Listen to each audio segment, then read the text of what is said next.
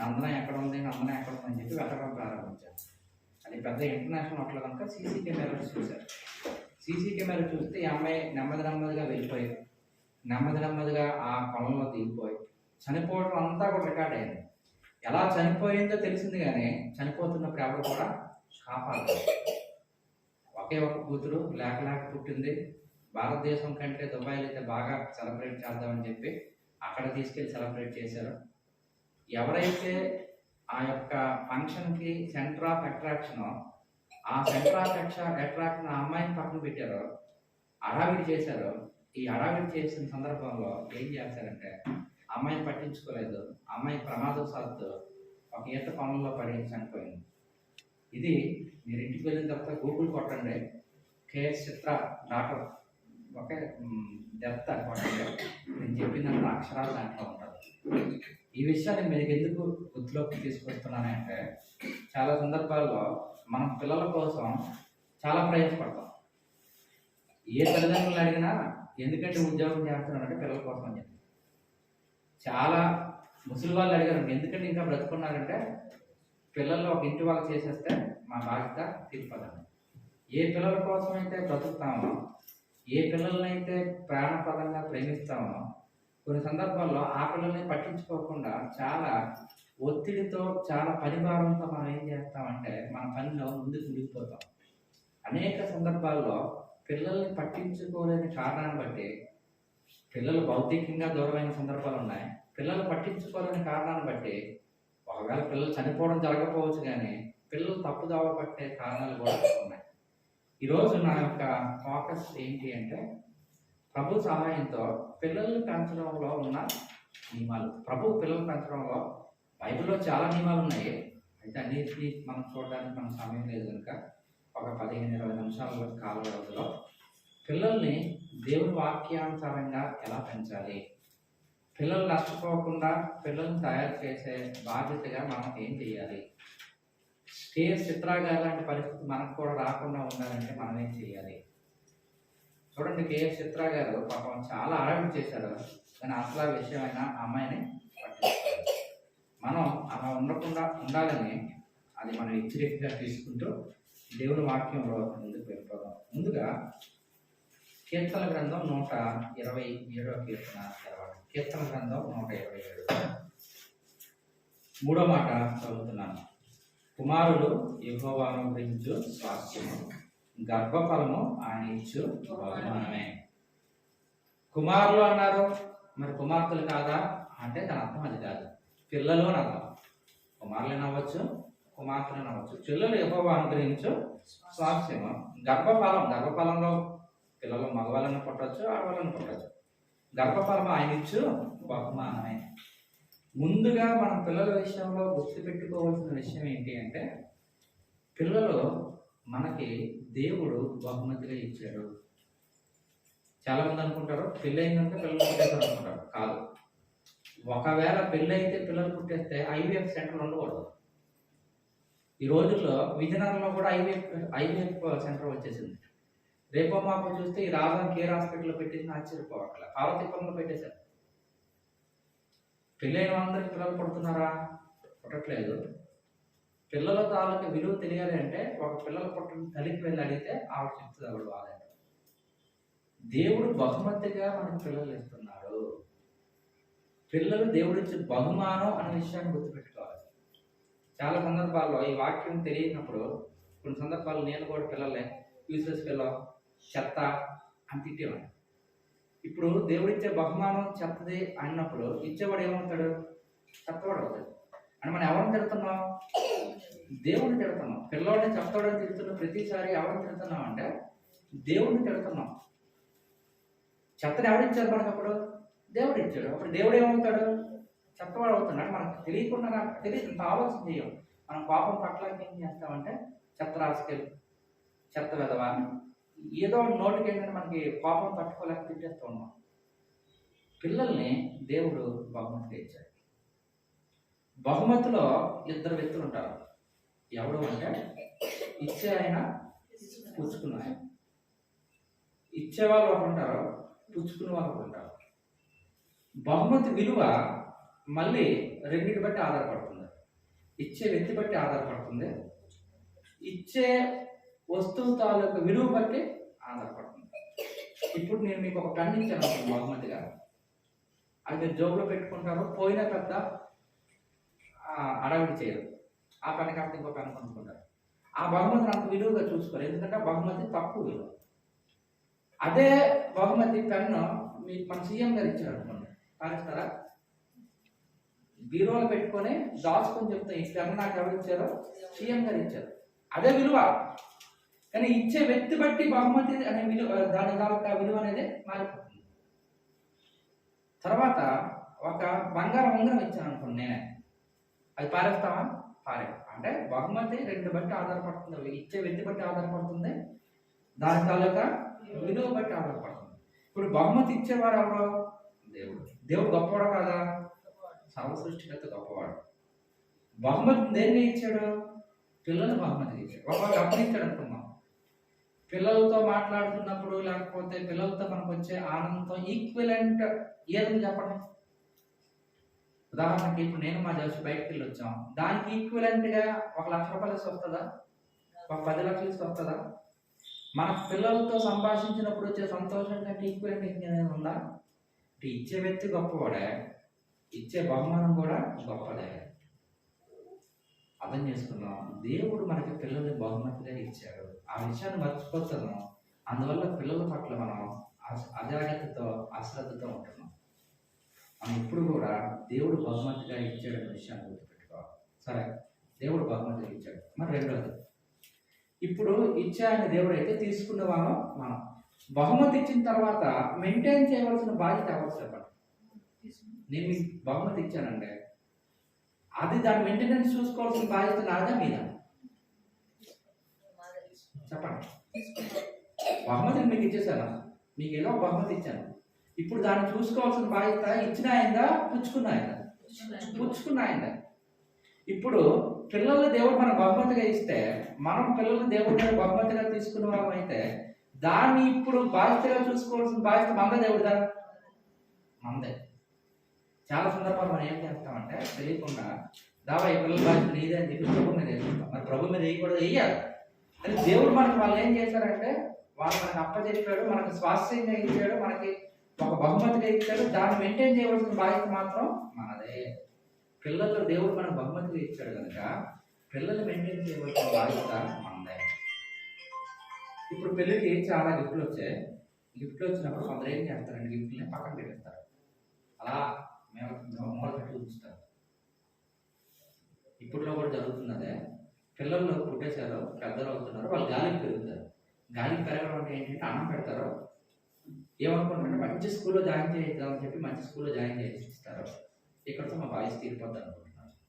అంటే దేవుడిచ్చిన బహుమతిని మీరు ఏం చేయట్లేదు, వాడట్లేదు, అలా మూల పెట్టేశారు. ఏమైతే అవుతారు. మనమేమనుకుంటున్నామంటే వాళ్ళకి మంచి గిఫ్ట్ ఇచ్చేసామో, మంచి స్కూల్ ఇచ్చేసామో, మంచి ఆహారం పెడతామో, మంచి బస్సులు కొని ఇస్తామో అంటున్నాం. అన్ని డబ్బులతో సాధించడం. అర్థం చేసుకుందాం. అర్థం చేసుకోవాల్సిన విషయం ఏంటి అంటే, దేవుడు బహుమతి ఇచ్చాడు కనుక ప్రభా ఈ బహుమతిని నాకు ఎందుకు ఇచ్చాడని చెప్పి దేవుడు ఏ ఉద్దేశం కోసం ఆ బహుమతి ఇచ్చాడో ఆ ఉద్దేశం కోసం మనం తెలుసుకొని ఆ ఉద్దేశం కోసం పనిచేస్తున్నప్పుడే ఆ బహుమతి బట్టి మనకి ఆనందం. రెండోది, కొంతమంది గిఫ్ట్లు ఎక్కువయ్యాయి అనుకోండి, కొన్ని సందర్భాల్లో ఏం చేస్తామంటే, ఏదో ఇంకో శుభకార్యం వచ్చింది అనుకోండి, ఎవరో ఇచ్చిన గిఫ్ట్ మనం ఇంకెవరికి ఇచ్చేస్తాం. నేను చెప్పింది నిజమంటారు కదా, ఎవరో ఇచ్చిన గిఫ్ట్ ఇంకెవరికి ఇచ్చేస్తాం. అంటే దేవుడు మనకు గిఫ్ట్ ఇస్తే మనం ఇంకెవరికి ఇచ్చేస్తాం. ఈ రోజుల్లో సమాజం ఏం చేస్తుందంటే, మరి ముఖ్యంగా ఉద్యోగం చేసుకున్న పిల్లలు పుట్టిన తర్వాత అమ్మమ్మలకి తాతయ్యకి పిల్లలు ఇచ్చేస్తున్నారు కాదంటారా? అమ్మమ్మ తాతయ్య అంటే 50+. అమ్మమ్మకి తాతయ్యకి తెలిసింది ఒకటే, బుద్ధి చేయడం. అమ్మమ్మకి తాతయ్యకి తెలిసింది ఇంకొకటే, వాళ్ళు ఏదైనా కొనిచ్చేయడం. అమ్మమ్మ తాతయ్య జనరేషన్ గ్యాప్ ఎంత ఉంటుందో చూడండి.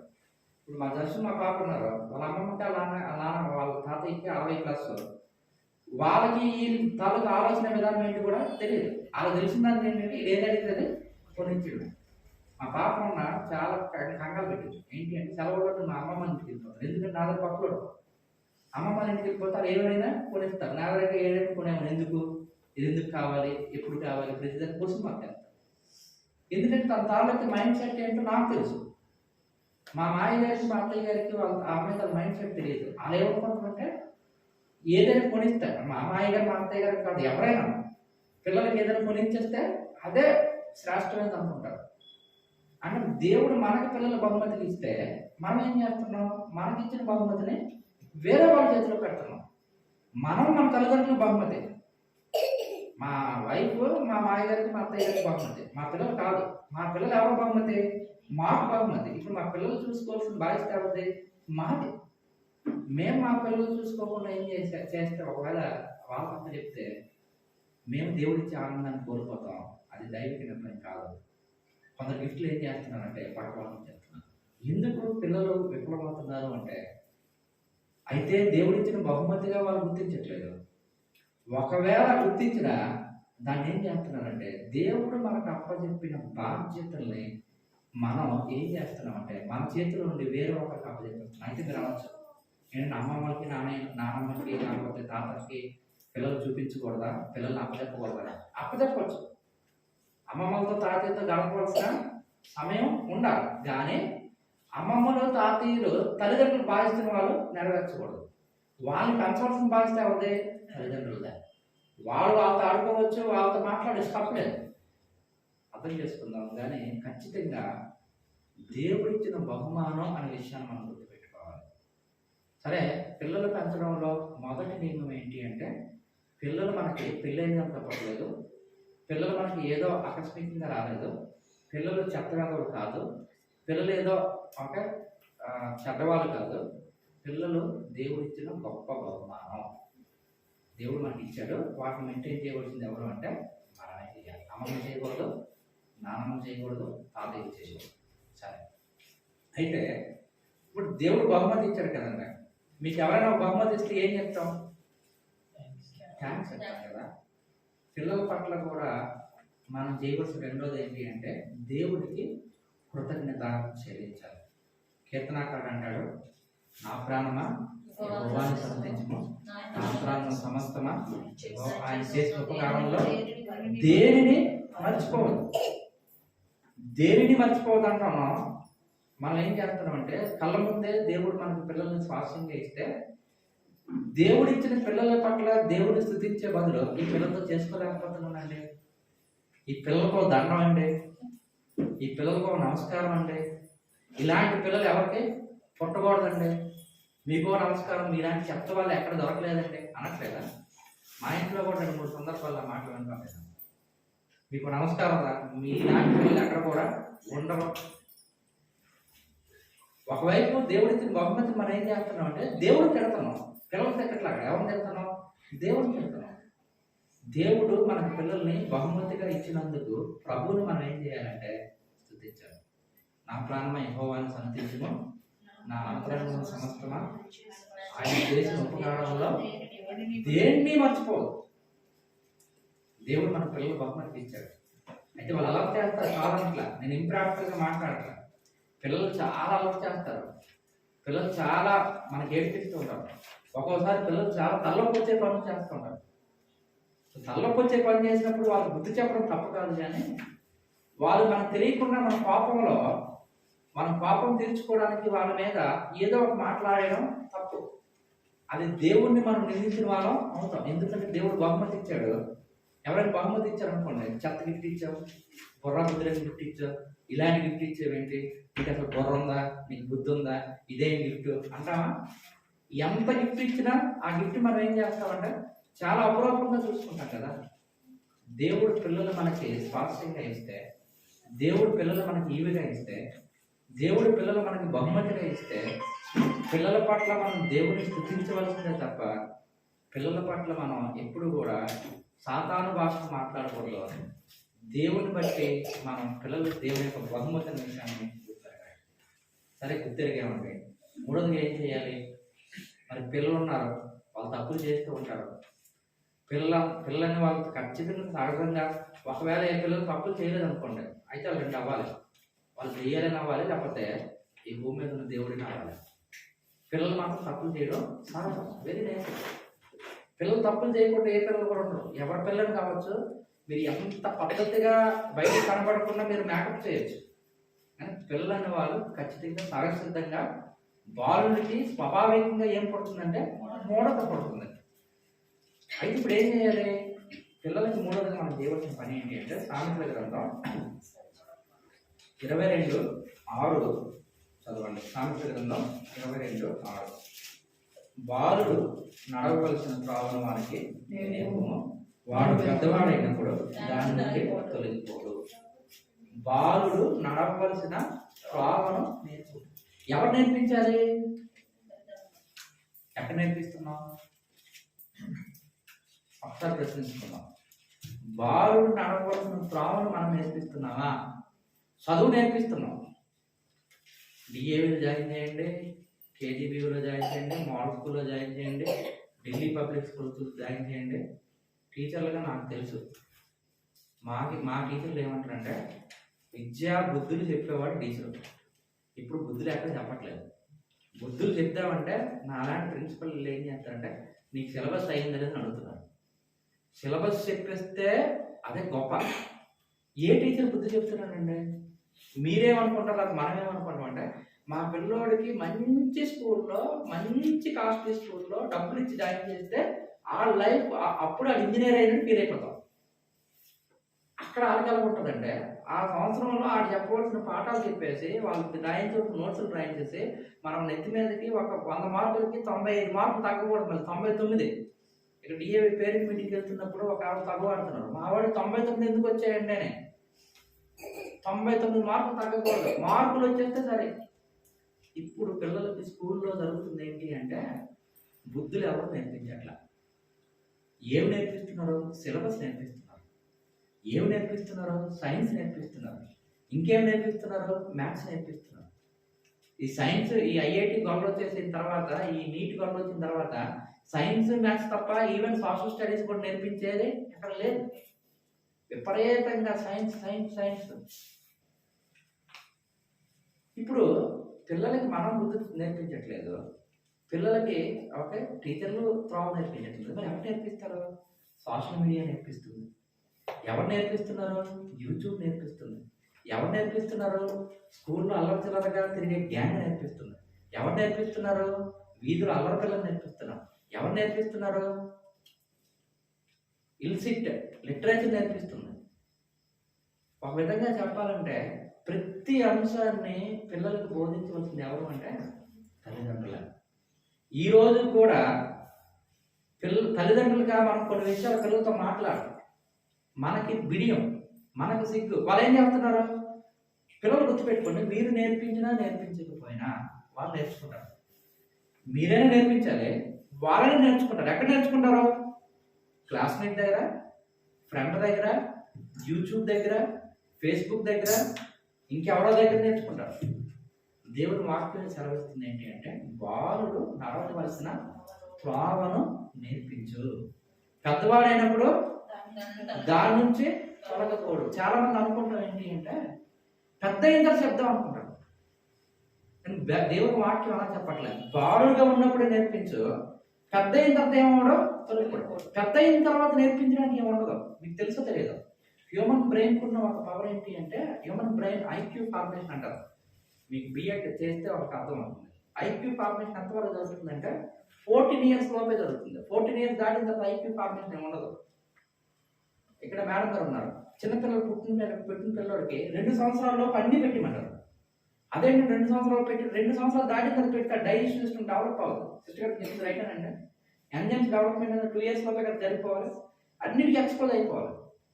వాడికి చికెన్ మటన్ చూడండి అన్ని 2 సంవత్సరాలు పెట్టిమంటారు. ఎందుకంటే 2 సంవత్సరాలు దాటిన తర్వాత వాడికి డైజెషన్ సిస్టమ్ పనిచేయదు. మనం అనుకుంటాం పిల్లలకి అర్థం కాదు, ఈ వయసులో చెప్పకూడదు, ఆడికి తెలియదు. గుర్తుపెట్టుకోండి, పిల్లలకి ఉన్న షార్ప్నెస్, పిల్లలు గ్రహించే రీతి మనం కూడా అర్థం చేసుకోవాలి. పిల్లలు ఏ విషయాలైనా చాలా ఎక్కువ మెమరీ ఉంటుంది, వాళ్ళ బ్రెయిన్ చాలా ఫ్రెష్గా ఉంటుంది. మీరు చూడండి, 10th క్లాస్లో 6 సబ్జెక్ట్స్ చదువుతున్నాం, Telugu, English, maths, chemistry, biology. ఇంటర్మీడియట్కి వచ్చిన తర్వాత 4 సబ్జెక్టులు చదువుతాం, మ్యాథ్స్, ఫిజిక్స్, కెమిస్ట్రీ. డిగ్రీకి వచ్చిన తర్వాత ఇంకొక పర్టికులర్ అయిపోతుంది, పీజీకి వచ్చిన తర్వాత ఒక పర్టికులర్ ఒక సబ్జెక్ట్. ఇప్పుడు ఫిజిక్స్ మాస్టర్ అక్కడ ఇద్దరు ఉన్నారు, నేను బయాలజీ మాస్టర్.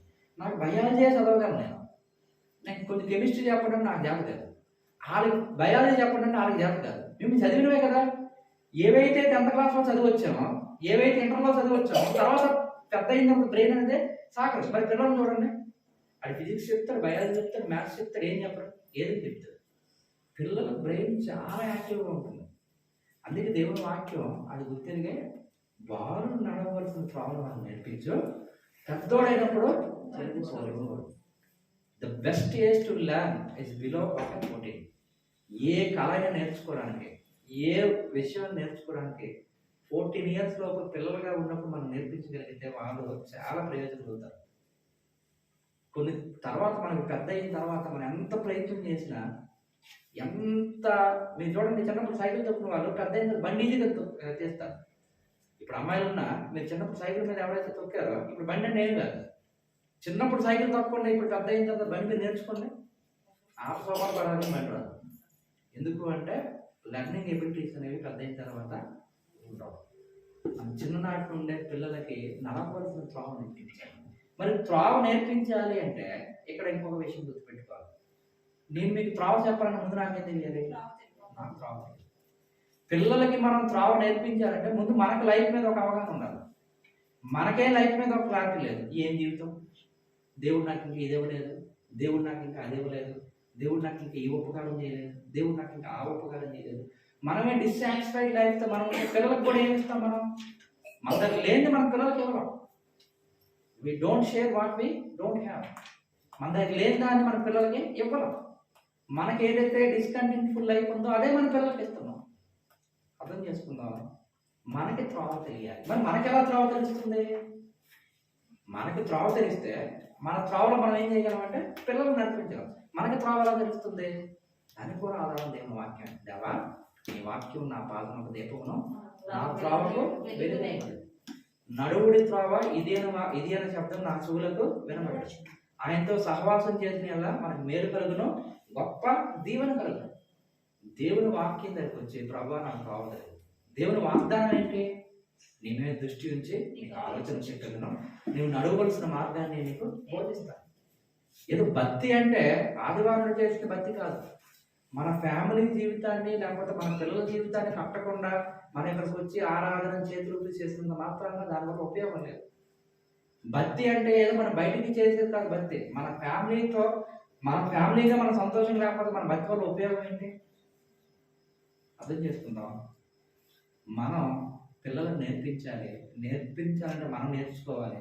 ప్రభు పాదాల దగ్గరికి వచ్చి ప్రభు వాక్యం, ప్రభు జీవితాన్ని ఎలా లీడ్ చేయాలి, నా పిల్లల్ని ఎలా నడిపించాలి, నా పిల్లల్ని ఎలా ముందుకు తీసుకువెళ్ళాలి, నా పిల్లల్ని ఎలా పోషించాలి. మీకు అందరికి తెలిసిందే, థామస్ ఆల్వా ఎడిసన్ బల్బుని సృష్టికర్త. బల్బుని ఆయన సృష్టించాడు, దేవుడు సృష్టించాడు. దేవుడు థామస్ ఆల్వా ఎడిసన్ సృష్టిస్తే బల్బుని థామస్ ఆల్వా ఎడిసన్ సృష్టించాడు. దేవుడు ఇచ్చిన జ్ఞానమే.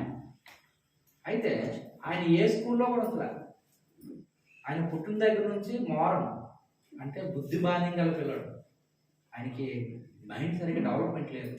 స్కూల్లో అందరూ కూడా లెటర్ రాసేసారు తల్లికి, ఈ అబ్బాయిని మీ స్కూల్లో ఉంచొద్దు, మీరు తీసుకెళ్ళాం. ఎవరు నేర్పించారు? తల్లి పట్టుదలతో ప్రార్థన చేసి, తల్లి టీచర్గా పనిచేసి చక్కగా నేర్పించింది. ఈరోజు ప్రపంచంలో చాలామంది పుట్టారు, చాలామంది చనిపోయారు, కానీ ప్రపంచం ఉన్నంత వరకు థామస్ ఆల్వా ఎడిసన్ మాత్రం చనిపోడు. ఎందుకంటే ఈ బల్బ్ కారణం ఆయన. ఈ బల్బ్ మాత్రం కాదు, ఆ బల్బ్ కనుగోవడం చాలా గొప్పది. తర్వాత అప్లికేషన్ చాలా రావచ్చు, దానికి తర్వాత మార్పులు చేరుకుని చాలా రావచ్చు. ముందు కనుగొని వ్యక్తినే క్రెడిట్. ఎలా సాధ్యమైంది? అతని తల్లి ఆమెకి నేర్పించింది. మనం మూడవ ప్రిన్సిపల్ ఏంటి అంటే, ఒకటోదిగా పిల్లలు దేవుడిచ్చిన బహుమతిని గుర్తెరగాలి.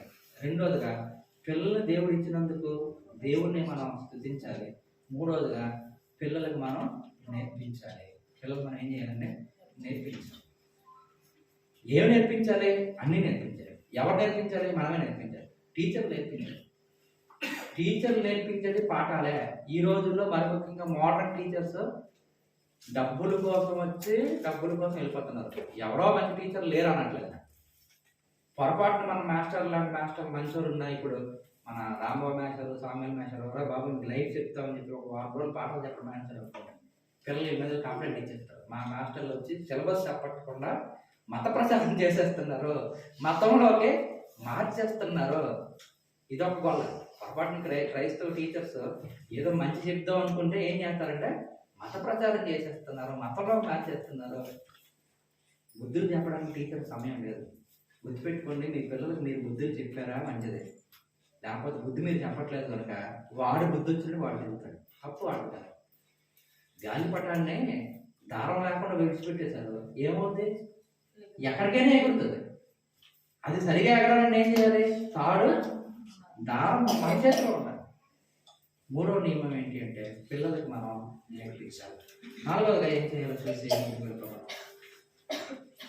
విలాప వాక్యాలు 2:19 ఎవరైనా చదవండి.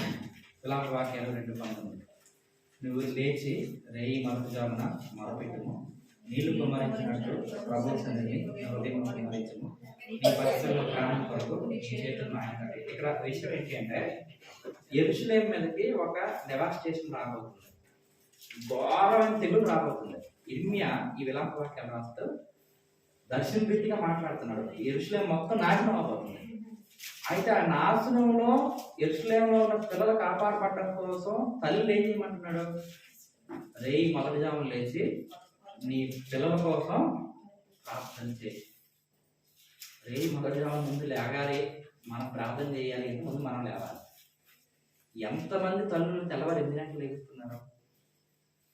ఇలా చెప్తే సార్ మోడర్న్ ఒక కాన్సెప్ట్ కాదు, ఇది ఏజ్ ఓల్డ్ ప్రాక్టీస్. ఇంకేం పోయింది? పురుషాధిక్యత, ఫెమినిజం ఇలాంటివి మాట్లాడుతున్నారు. ఇలా మాట్లాడితే దేవుడు వాక్యం ఎలా చెబుతుంది? స్త్రీలు తెల్లవారు లేవాలి అంటే పురుషాధిక్యత, పురుషులు లేవక్కర్లేదు. పురుషుడికి ఇవ్వాల్సిన బాధ్యత పురుషులు ఉన్నాయి. మన పెద్దలు ఏమనేవారంటే ఏ స్త్రీ అయితే తెల్లవారుతకు లేదో ఆ ఇంటికి దరిద్రం అనేవారు. ఏ స్త్రీ అయితే తెల్లవారుతకు లేదో ఆ ఇంటికి దరిద్రం. దేవుని వాక్యం ఏం చెప్తుంది అంటే మీరు సామెతలు 31 చదువుకోండి. సహోదరుల మీద నాకు ఎలాంటి పగలేదు, లేకపోతే నేను సహోదరులు వ్యతిరేక కాదు, దేవుని వాక్యం చెప్తున్నాను. సామెత 31 ఒకసారి తెరవండి. ఆమె చీకటితోనే లేచి తన ఇంటి వారికి భోజనం సిద్ధపరచుచు తన పరిగెత్తలకు బట్టి ఏర్పరచును. ఆమె ఫలము చూచి దాన్ని తీసుకును, తాను కూడబెట్టిన ద్రవ్యం పెట్టి ద్రాక్షతోట నాటించును. ఆమె నడికట్టి చేత నడుము బలపరుచుకొని చేతులతో బలంగా పనిచేయను. తన వ్యాపార లాభం అనుభవించే తెలుసుకును. రాత్రి వేళ ఆమె దీపం మారిపోదు. ఆమె పంటిని చేత పట్టుకును, తన వేలతో పదులు పట్టుకుని వడుకును. దీనులకు తన చేయి చాపను, దరిద్రులకు తన చేయి చాపను. తన ఇంటి వారికి తల్లిదండ్రులను భయపడదు. ఆమె ఇంటి వారందరూ రక్తవర్ణ వస్త్రం ధరించిన వారు. ఆమె పరుపులను సిద్ధపరచుకును. ఆమె బట్టలు సన్న నార బట్టలు రక్తవర్ణ వస్త్రములు. ఆమె పెరిమిటి దేశ పెద్దలతో కూడా. పురుషుడికి ఎప్పుడు విలువ అంటే, పురుషుడికి విలువ వచ్చేది కూడా ఎవరు బట్టి అంటే స్త్రీ బట్టే. ఆ పురుషుడు చాలా గొప్పవాడు వీధిలో. ఇంట్లో మీకు ఆయన విలువ లేదనుకోండి, వాటికి ఇంట్లో ఎలా విలువ వస్తుంది? ఒక అర్థం అంటాడు, మీరు రాణులుగా ఉండాలి అంటే మీ భర్తని రాజులు చేయండి అంటాడు. మీరు ఎప్పుడు రాణి అవుతారు? మాకు తెలిసిన ఒక అంకుల్ గారు ఉన్నారు, ఆమె వేరుముద్ర, మా సైన్స్ తెలుసు, డాక్టర్ అంటే అంటాం, డాక్టర్ అమ్మగారిని చూస్తాం. ఆవిడ వేరుముద్ర, లెక్కలో సంతకం పెట్టడం కూడా రాదు, వేరుముద్ర వేస్తారు. బట్ ఆవిడ అందరూ కూడా డాక్టర్ అంటే డాక్టర్ అమ్మగారిని పిలిచారు. ఎలా సాధ్యమైందంటే ఆయన డాక్టర్, అంకుల్ గారు డాక్టర్ అండి, మంచిగా ఎంబీబీఎస్ చేసి చిల్డ్రన్స్ స్పెషలిస్ట్ అయింది. చిల్డ్రన్స్ స్పెషలిస్ట్ కనుక ఆమెకి అక్షరం రాకపోయినా ఆవిడ ఏమైంది? డాక్టర్ అయింది. సో మీరు రాణి అవ్వాలి అంటే ముందు ఏం చేయాలంటే పురుషుల్ని రాజులు చేయాలి. రాజులు చేయాలి అంటే కష్టపడాలి, ఏదో రాజు కేసు పెట్టుకోవడం కాదు. ఇంకో సామెత కూడా మనం చెప్పేవారు, ఇంటిని చూడు చూడు. అవి లోక సామెతలే, నేను కాదనట్లేదు, కానీ దేవుని వాక్యం కూడా అదే మాటలు మాట్లాడుతుంది. నీ రేయి మొదటి జామున లేచి నీ యొక్క పసిపిల్లల కోసం ప్రార్థించు. చాలా సందర్భాల్లో భర్తలే భార్యలు లేచిన సందర్భాలు ఉన్నాయి, చాలా సందర్భాల్లో భర్తలే భార్యలు కాపీ ఇచ్చిన సందర్భాలు ఉన్నాయి. దానికి మనం పెట్టుకునే పేరు ఏంటి అంటే మోడర్నిజం. అలాగని చెప్పి భర్తలు కాపీ ఇవ్వడం తప్పని చెప్పట్లేదు. సందర్భానికి సహితంగా ఇద్దరు పని చేసుకోవాలి, ఇద్దరిది భావిస్తుంది అదేం తప్పు విషయం కాదు. కానీ స్త్రీ తాలూకా వెలుగు ఐడెంటిటీ, స్త్రీ తాలూకా ఇంటలెక్చువల్, లేకపోతే స్త్రీ తాలూకా బాధ్యతను నేను చెప్తున్నాను. ఏ స్త్రీ అయితే బాగుంటుందో ఆ ఇంట్లో పిల్లలు బాగుంటారు, ఏ స్త్రీ అయితే బాగుంటారో ఆ ఇంట్లో భర్త బాగుంటారు. స్త్రీ తేడాగా ఉంటే అది గుర్తుపెట్టుకున్నాను. మరి భర్తల్లో చాలా మూర్ఖులు ఉన్నారండి, ఎస్ ఒప్పుకున్నారు. కానీ దేవుని వాక్యం చెప్తుంది మీ సత్ప్రవర్తన ద్వారా వాళ్ళు ఏమవుతారంటే మార్చబడతారు. దేవుడు స్త్రీల్ని చాలా ఎక్కువగా బైబిల్లో మాట్లాడుతున్నారు. స్త్రీకి ఇవ్వబడిన రెస్పాన్సిబిలిటీ చాలా ఎక్కువ.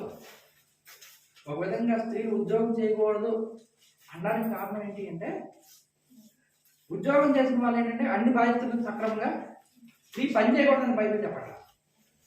ఒకే ఉద్యోగం చేయకూడదు బైబిల్ చెప్పలేదు, ఉద్యోగం చేయొచ్చు. కానీ స్త్రీకి ఒక బాధ్యతలన్నీ ఫుల్ఫిల్ చేయడానికి ఈడున్న మోడర్న్ సమాజంలో ఉన్న ఈ యొక్క ఉద్యోగాలనేవి సూటబుల్గా సరిపో. ఒకవేళ మేము బాధ్యతగా మేము పని చేస్తాం, అవి కూడా నిర్వర్తించుకున్న వాళ్ళు చాలా మంది ఉన్నారు. అంతరిక్షంలోకి వెళ్ళిన స్త్రీలు ఉన్నారు, ఫైట్ చేస్తున్న స్త్రీలు ఉన్నారు, నావీలో ఆర్మీలో ఉన్న స్త్రీలు ఉన్నారు, సముద్ర భూభాగంలోకి వెళ్ళిన స్త్రీలు ఉన్నారు. ఉద్యోగం చేయడం చేయకపోవడం అనేది సమస్య కాదు. పాయింట్ ఏంటి అంటే దేవుడు ఇచ్చిన ప్రాథమికమైన బాధ్యతలు నెరవేర్చి ఏదైనా చేయొచ్చు. అంటే ఉదాహరణకి స్త్రీగా ముందు బాధ్యత ఏంటంటే పిల్లలు చూసుకోవడం, భర్తను చూసుకోవడం, ఇంటిని తన ఇంటి వారిని కాపాడడం. ఈ 3 పనులు చేయగలుగుతున్నప్పుడు ఏ పని చేసినా తప్పలేదు. ఒకవేళ ఈ 3 పనులు చేయకుండా ఉద్యోగం చేస్తా ఉన్నారు అనమాట, అంటే ఉద్యోగం చేస్తానంటే ఈ 3 పనులు చేస్తా ఉన్నారు, అది తప్పు. మనం బాధ్యతలు నెరవేర్చకుండా మిగతా పనులు చేయకూడదు. ఈ బాధ్యత నెరవేరుస్తాను, దీంతో పాటు మిగతా పనులు కూడా చేస్తానన్నారు అనుకోండి, ఖచ్చితంగా చేయిస్తాం. మనం తప్పుగా అర్థం చేసుకోవచ్చు. స్త్రీలు ఉద్యోగం చేయకూడదా? అలాగే ఇక్కడ సిస్టర్ గారు ఉద్యోగం చేస్తున్నారు, మేడం గారు ఒక ఉన్నారు. మాకు ఉద్యోగం చేయకూడదు కాదు, అంటే ఈ ఉద్యోగంతో పాటు ఏం చేయాలంటే ముందు బేసిక్గా ఇంటి బాధ్యతలు నెరవేర్చాలి. బాధ్యతలతో పాటు ఏ ఉద్యోగం చేయొచ్చు. ఇవి నెరవేర్చడానికి, ఇవి నెరవేర్చకుండా అంటే పునాది లేకుండా ఇల్లు అనేది కట్టడం. అర్థం చేసుకుందాం. పిల్లల కోసం మనం ప్రతినిత్యం ప్రార్థన చేయాలి. ఎందుకు అంటే రాబోతున్న దృష్టిలో ఉండాలి. ఆ రోజు ఎరుసలేము మీదకి ఎలాగైతే కీడు రాబోతుందో ప్రపంచం మీద కూడా రాబోతుంది దుష్టత్వం. ప్రపంచం ఎప్పుడు బాగుపడుతుంది గుర్తుపెట్టుకోండి. ఏ ప్రభుత్వం వచ్చినా, ఏ అధికారి వచ్చినా, ఎలాంటి నేత వచ్చినా మన భ్రమ తప్ప. World is going to decay, world is going to deteriorate. ప్రపంచం అనేది బాగుపడే పరిస్థితి లేదు. వాళ్ళు అంత గొప్ప. మనం సాటిస్ఫాక్షన్ కోసం అంటే ఇవి కాకపోతే ఎవ్వరూ బాగు చేయలేదు. ఎందుకు అంటే ఇట్ ఈస్ బియాండ్ రిపేర్. బాగు చేయలేనంతగా చెడిపోయింది. ప్రపంచం మీద రాబోతుంది ఏంటి అంటే దేవుని ఉగ్రత.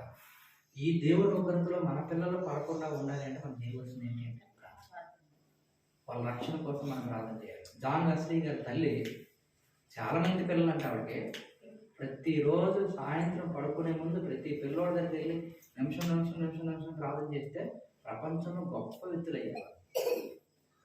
మనకి ఇవన్నీ విషయాలు తెలిసినవే, చిన్న విషయాలే, నేను మనం ఇంప్లిమెంట్ చేయలేకపోతున్నాం. గుర్తుపెట్టుకుందాం. 4వ నియమం ఏంటి అంటే, 1వదిగా పిల్లలు దేవుడిచ్చిన బహుమతిని గుర్తించాలి, పిల్లల బట్టి దేవుని స్తుతించాలి, పిల్లలకి నేర్పించాలి. 4వదిగా పిల్లల కోసం ప్రార్థన చేయాలి. తర్వాత పిల్లల కోసం ఏం చేయాలో మనం చూసుకుంటాం. 13:24 సామెతలు 13:24 చదవండి. వ్యర్థము వాడువాడు తన కుమారునికి విరోధి, కుమారుని ప్రేమించేవాడు వారిని శిక్షించును. 5వ నియమం ఏంటి అంటే కుమారుని ప్రేమించాలి. ప్రేమించడం అంటే ఏంటి? కావలసినంత కొనిచ్చేయడం, ప్రేమించినంత అడిగినంత ఇచ్చేయడం. ఆ పాప అంటది, మీరు ఎప్పుడు అంటే డాడీ ఏది ఇవ్వరు నాకు, అడిగినంత నేను ఇవ్వను. చిన్న ప్రింట్ తీయమని అడుగుతాను, ఎందుకు ఈ ప్రింట్ నువ్వు చేతితో ఈ ప్రోడక్ట్ అని చెప్తే ప్రతిదీ ప్రింట్ తీసి అంటించేస్తారు. అంటించేస్తే ఇంకా ఆ చేతికి యాన్స్కిల్ ఏం పెరుగుతుంది? మీరు ఎప్పుడు ఎంత డాడీ, మీరు ఎప్పుడు ఏది కొంటారు డాడీ అనుకున్నా పర్లేదు. ఇప్పుడు మనం చేసే పనిలో అనుకున్న ప్రాబ్లం లేదు, తర్వాత అర్థమవుతుంది. ప్రేమించడం అంటే ఏంటి? ప్రేమించడం అంటే దత్తం వాక్య. ఇక్కడ ఉంది చూడండి, కుమారుని ప్రేమించువాడు వానిని శిక్షించును. ప్రేమించుట ఈక్వల్స్ టు శిక్షించుట. నిజమైన ప్రేమ అంటే ఏంటంటే శిక్షించడం. చాలా సందర్భాల్లో మనకి అల్లారు ముద్దుగా ముద్దు పెరిగిపోతుంది. నాకు వచ్చిన తప్పం ఏంటి అంటే, ఒక పిల్లోడు చాలా దారుణంగా ఉన్నాడు. మా మాస్టర్ చెప్పాడు. ఆయన మాట వల్ల పక్కన విసిగిపోయి ఒకటి దెబ్బ కొట్టాడు. దెబ్బ కొడితే ఆడు కొంచెం కంది. అందరం మాత్రం వాస్తవే, కొంచెం గట్టిగా చేయొద్దు తగిలింది. ఇంటికి నేను వచ్చాను, ఫోన్ మా పిల్లడు మేము కూడా ఉండే, ఎవడన్నా మాస్టర్ ఓకే రేపు తెల్లవారుసాకల్లా నా సంగతి ఏంటో చూపిస్తాను, కలెక్టర్ గారు ఫోన్ చేస్తాను, మీ సంగతి తెలుస్తాను, మీరే చేస్తున్నారండి. ఏం చేయాలి? ఎవరో టీచర్ కొట్టారు. ఓకే ఫోన్లో మీరేం చేస్తున్నారు? మీరు ప్రిన్సిపలేనా? మీకు ఏం జరుగుతుందో తెలియదా? ఇంకా మీరు మామూలుగా ఉండరు, అంత వింటాను. సరేనండి ఒకసారి స్కూల్కి వచ్చి మాట్లాడాను. తెల్లవారుగా పౌరుషం ఉండదు, ముందు చాలా ఉద్రేకంగా ఫోన్ చేస్తారు, తెల్లవారుగా పౌరుషం ఉండదు అనమాట. సరేనండి ఖచ్చితంగా సస్పెండ్ చేద్దాం ఆ టీచర్ని, తెల్లవారుగా వచ్చి కంప్లైంట్ చేయమని చెప్పి పెట్టేశాను. ఈరోజు టీచర్తో మాట్లాడండి ఏంటి విషయం అంటే, సార్ అక్కడ చేసిన హిస్టరీ అంతా చెప్పుకొచ్చాడు విత్ ప్రూఫ్స్తో పాటు. నాకు వెంటనే ఇంకొన్న చాలా మంచి టీచర్ చెప్పాడు. మరుసటి రోజు తెల్లవారు వచ్చాడు, అండ్ ఐఎమ్ వెరీ సారీ, మీ పిల్లోడు కొట్టినందుకు నేను సారీ చెప్తున్నాను, ప్రిన్సిపల్గా నేనే సారీ చెప్తున్నాను, మా టీచర్ తరఫున సారీ చెప్తున్నాను, ఇదిగోటి ఇప్పుడు ఇంటికి ఒక సోకాల్ నోటీస్ ఇస్తాను, నేను సస్పెండ్ అయిపోతాడు. కానీ మీ పిల్లోడు రేపు పొద్దున్న దేశదిమ్మని అయిపోయి జైల్లోకి వెళ్ళిపోతాడు, అది మాత్రం రాసిస్తాను. ఇది మీకు ఇష్టమేనా చెప్పన్నాను. ఇష్టమేనంటే ఇలా చూసాడు. మావాడు అలా కాదండి, మావాడు చాలా మంచోడండి అదంటే. నాకు ఇద్దరు పిల్లలు ఉన్నారంటే, మా పిల్లోడు చాలా మంచిది నేను అనుకుంటాను, తప్పులేదు, అలాగే అనుకోవాలి కూడా అని. ఆడు చేసిన పనులన్నీ చెప్పి ఒక 10 మంది పిల్లలు వచ్చి ఒక్కొక్క ఎక్స్ప్లెయిన్ చేయించారు ఆడు చేస్తున్న విషయాలన్నీ కూడా. ఆడు చూస్తున్నప్పటికీ 9 మంది పిల్లలు ఎక్స్ప్లెయిన్ చేసాకి మీరు నమ్మండి, 10వ పిల్లడు వచ్చాకి సార్ మాస్టర్ మీరు ఆపడం పట్టణం లేచి కొట్టాడు. ఆయన ఒక్కడు కొట్టాడు. ఎట్లా వ్యాసాలు చేస్తున్నావు నువ్వు? పిల్లలకి చాలా సందర్భాల్లో ఏం చేస్తారంటే తల్లిదండ్రులు పాడేయడం ముద్దు, విపరీతంగా ముద్దు. టీచర్లు కొడితే పొరపాటున టీచర్లు జనరల్గా ఏ టీచర్ కూడా టీచర్ మనసు ఏంటి అంటే, మేడం గారు మీకు తెలుసు కదా, ఆడికి శిక్షించాలంటే ఏదో ఓవర్ఫ్లోలో కొడతారు, లేకపోతే ఆడికి వినకపోతే విసిపోయి కొడతారు తప్ప, కానీ ఆడికి దెబ్బలు పడి చచ్చిపోవాలి ఏడని ఏ టీచర్ కూడా కొడతారు ఎప్పుడు అనుకోరు. ఆడికి చిన్న దెబ్బ తగిలితే మాకున్న ఇబ్బందులు మాకు ఉన్నాయి. ఇలాంటి పరిస్థితుల్లో ఈరోజు పిల్లలు కొట్టడం పెద్ద నేరం అయిపోయింది. చట్టాలు చేశారు. పిల్లలు పాడవడానికి కారణం ఏంటి అంటే, టీచర్లుగా వాళ్ళు పట్టించుకోవట్లేదు, వాళ్ళకున్న పరిధి బట్టి. తల్లిదండ్రులుగా మనం ఎంతమంది పడుతున్నాం?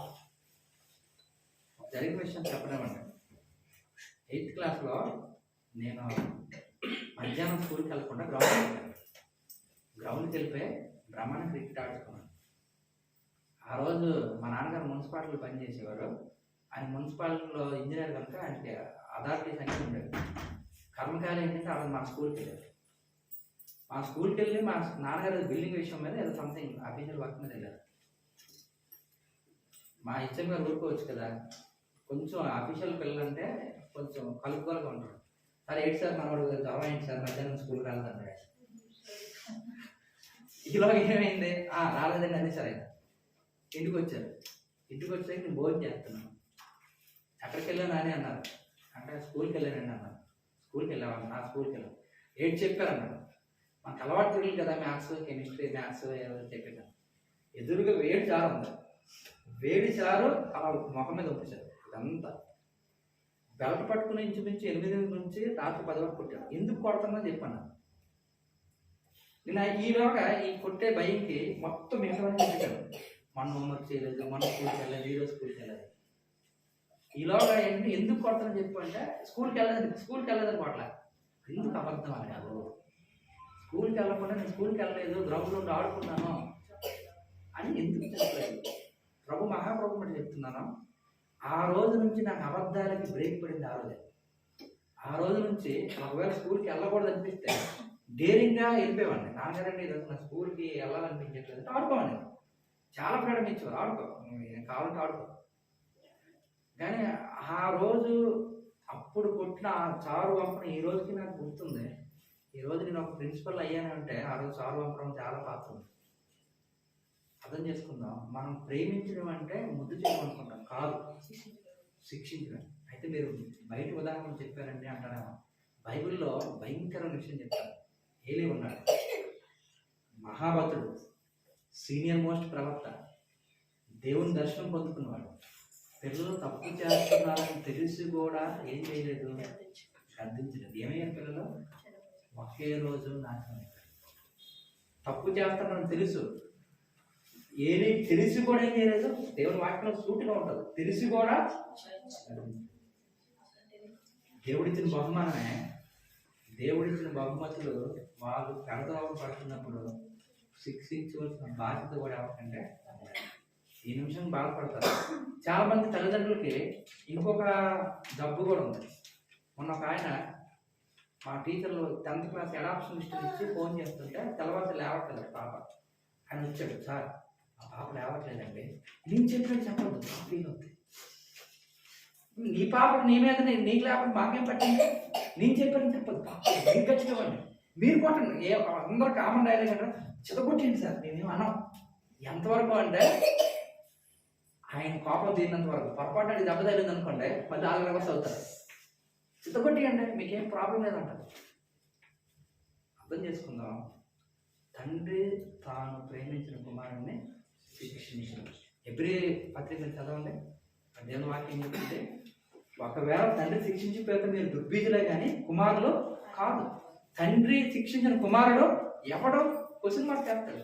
అంటే తండ్రి చేత దెబ్బలు తీరిన కుమారుడు అయిన వాడు ఎవడు కూడా ఉండడు. దేవుడు మన కుమారుడుగా ఎంచి మన దేవుడు ఏం చేస్తున్నాడు, శిక్షిస్తున్నాడు.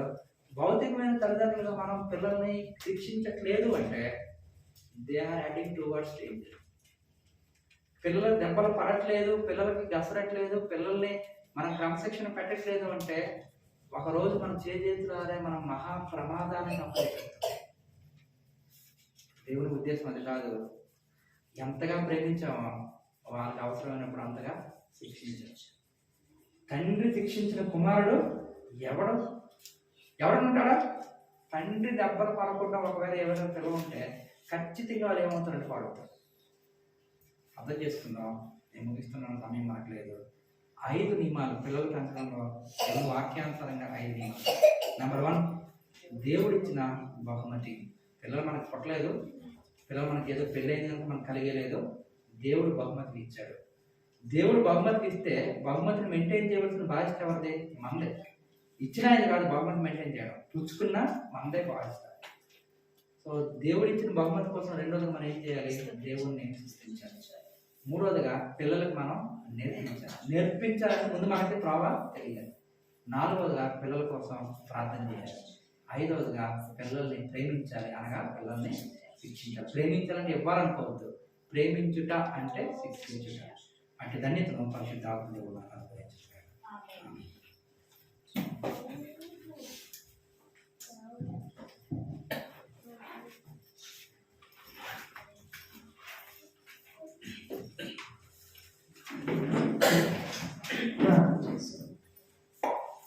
నీ తల్లి గర్భమున నీ ఉండినప్పుడే